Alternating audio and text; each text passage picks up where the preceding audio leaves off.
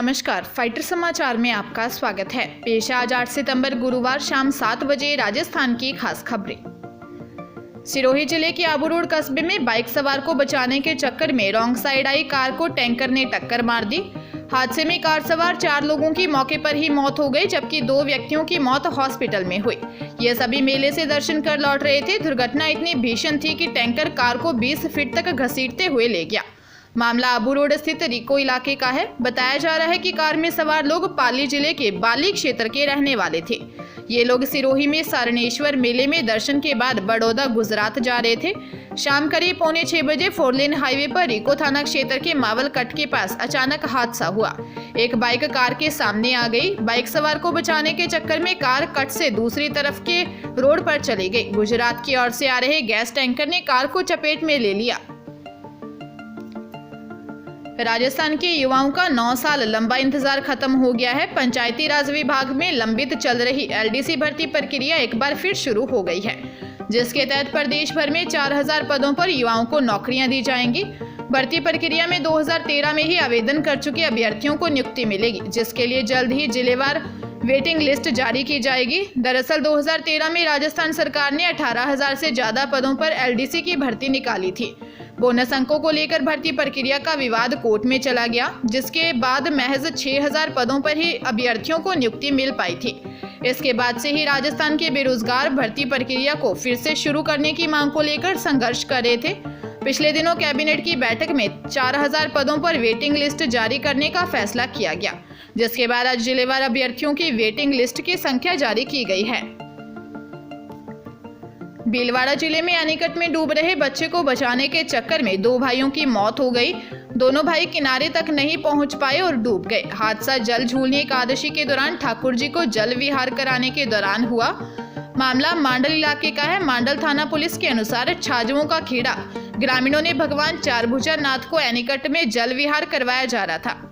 इस दौरान गाँव में ही रहने वाला 14 साल का राहुल कुमावत एनीकट में डूब गया।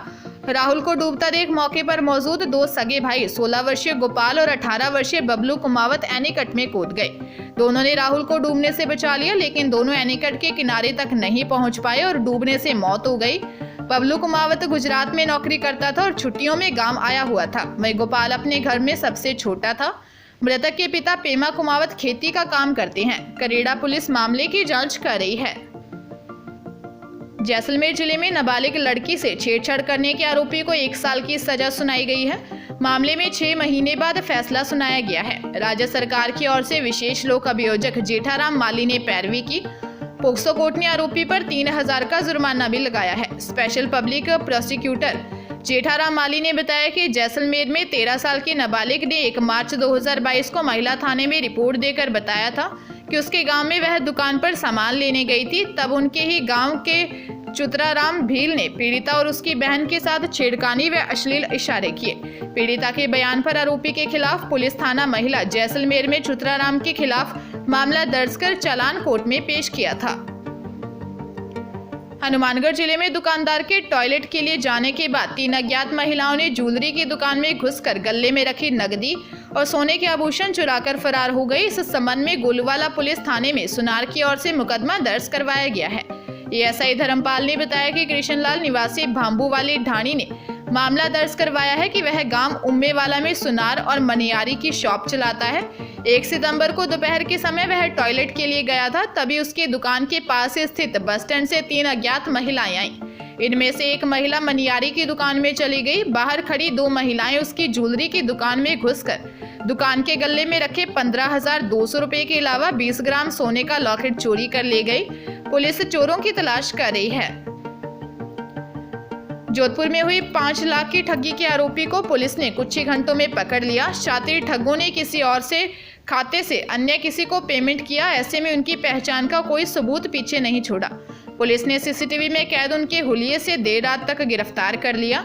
ठगों से पूछताछ में सामने आया कि नागौर के युवक का बचपन का दोस्त जो वापी में रहता है, दोनों ने केदारनाथ ट्रिप साथ किया। इस दौरान उन्होंने ठगी की साजिश रची। जोधपुर में 20,000 रुपए में एक युवक को हायर किया। ज्वेलरी शॉप पर ठगी की और चलते बने। ज्वेलर को गुजरात से कॉल आया तो उसके खाते से पैसा ट्रांसफर हुआ है। तब उसके साथ हुई ठगी का उसे पता चला। उसने तुरंत पुलिस से संपर्क किया और मामला दर्ज करवाया। पुलिस ने सीसीटीवी फुटेज के आधार पर देर रात ठग बबलू गुर्जर व इंदर सिंह को गिरफ्तार कर लिया। तीसरा आरोपी पवन उपाध्याय के विरुद्ध गुजरात के व्यापारी ने मुकदमा दर्ज करवाया है, वह डिटेन हो गया है, उसे जल्द ही जोधपुर लाया जाएगा। प्रतापगढ़ जिला मुख्यालय के बाहुबली कॉलोनी स्थित एक निर्माणाधीन मकान में एक व्यक्ति का करीब 5 दिन पहले शव मिलने के बाद सनसनी फैल गई। जानकारी के अनुसार मृतक भैरूलाल मीणा निवासी जऊखेड़ा का रहने वाला था। मृतक के पुत्र कारूलाल मीणा द्वारा कोतवाली थाने में रिपोर्ट दी गई और बताया गया कि मेरे पिता ने 2 शादियां कर रखी थी। मेरे पिता दूसरी पत्नी केसरबाई के पास करीब 17 साल से रह रहे थे। मेरे पिता भैरूलाल का केसरबाई से आए दिन झगड़ा होता रहता था। बेटे द्वारा दर्ज करवाई गई रिपोर्ट पर हत्या का मामला दर्ज कर जांच अनुसंधान शुरू किया। आरोपित बंशीलाल मीणा निवासी धमोतर और केसरबाई निवासी जऊखेड़ा से पूछताछ की।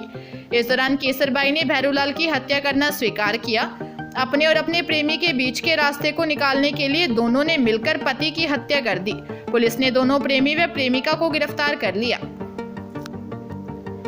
राजस्थान के लाखों अभ्यर्थियों का इंतजार जल्द खत्म होने वाला है। 23 और 24 जुलाई को आयोजित हुई रीट परीक्षा का रिजल्ट सितंबर महीने के आखिरी सप्ताह में जारी कर दिया जाएगा। शिक्षा मंत्री बीडी कल्ला के अनुसार फिलहाल आंसर की पर आई आपत्तियों की जांच की जा रही है, जिसे इसी महीने पूरा कर फाइनल रिजल्ट जारी होगा। वही रीट का रिजल्ट जारी होने से पहले ही राजस्थान कर्मचारी चयन बोर्ड ने जनवरी में 40,500 पदों पर होने वाली शिक्षक भर्ती परीक्षा का सिलेबस जारी कर दिया है, जिसके तहत लेवल 1 और लेवल 2 की परीक्षा 2.5 घंटे की होगी।